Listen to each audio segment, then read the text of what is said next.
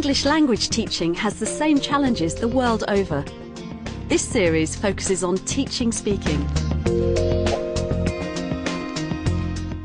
We've come to Thailand to see what techniques teachers here use to get their students speaking, and we'll have expert tips from teacher trainer John Kay. It's important that teachers are organised at the beginning of the lesson, but it's also important that the students feel relaxed. If the teacher's relaxed and the teacher feels part of the lesson and is leading by example, then the students will feel relaxed and they'll feel more inclined to participate. A warmer is often a good way to make sure that this happens.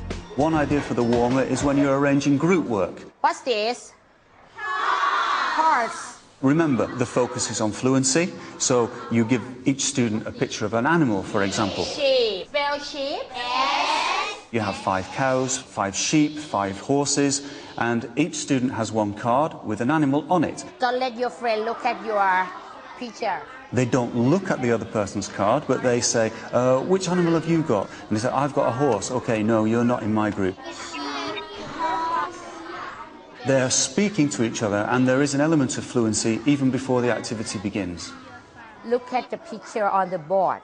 The teacher can manipulate who they want in each group by distributing the cards in a clever way to begin with.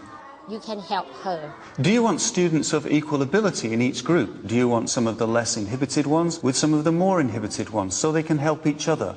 You decide that before you put the groups together. The next thing we will do. Remember, once you've got the students warmed up, don't lose the momentum. There's no point in getting the students warmed up if you're immediately then going to cool them down again by saying, OK, now look at page 23. Right, today we're going to learn about giving advice. When giving instructions, let them know, here it comes, here comes the instruction. Look around, make sure they can all see you, and then go for it. Together with your friends, read the dialogue and see if you see any conditional sentence in the dialogue. In giving instruction in large class, I would say it and then I would ask students to repeat what I say. Do you work alone? No, you work with partner. Please do, okay? Work with partner, do not work alone, okay? 2 minutes. Once you've given the instruction, check that they understand, usually through their actions. Watch them. If they do it, they've understood. If they don't do it, they haven't understood. In which case, go back, give the instruction again, and then ask them to go again.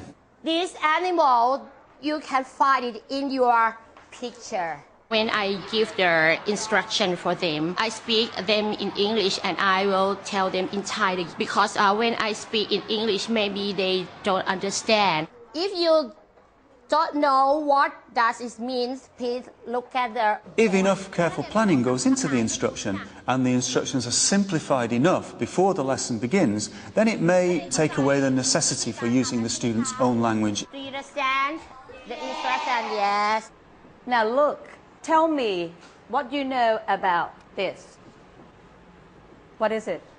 Make sure you're not using any overcomplicated language. For example, can you say, what's this, rather than, can anybody tell me what this is? What is it, if sentence? When do you use if sentence? Even in your own language, it's quite difficult to take in more than 2 instructions. So one instruction, let them move. Then give another instruction, let them move. Anyone, help her. Any example?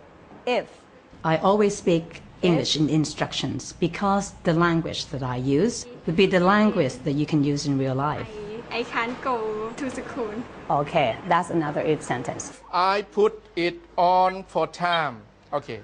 I say, what is this? Okay, look at this. We say, he is wearing a jacket. If you want the students to practice particular language, then it's often important that you do some controlled oral practice of the target language before they start to practice in groups. How do we say this? Okay. To do this controlled practice, you can use straightforward repetition, where the teacher stands once again where everybody can see the teacher, and then give them a model, and they repeat after the teacher. Taking this one step further, to make it a little bit more creative for the students, give the students a prompt. It can be a visual prompt, it could be a noise, it depends on the teacher. She's wearing a dress. What else she wearing? However, it's important that you don't speak at the same time as the students, because you have to hear what the students are saying. Okay, now open it and look at yours and come up with the answer. Be creative, but generate that enthusiasm and interest with the students so that the repetition and the drilling becomes a little bit more meaningful. You disagree, but you not strongly disagree. What expression can you use? Think about what language the students are going to need in order to complete the task successfully. This language could be practiced before they actually start doing the task. When you want to disagree directly, you say, I don't agree. For any task, it's obviously extremely useful for the students to see this useful language. So you can have this on the walls or on the table. They're surrounded by the language, and it altogether encourages them to use English in the classroom.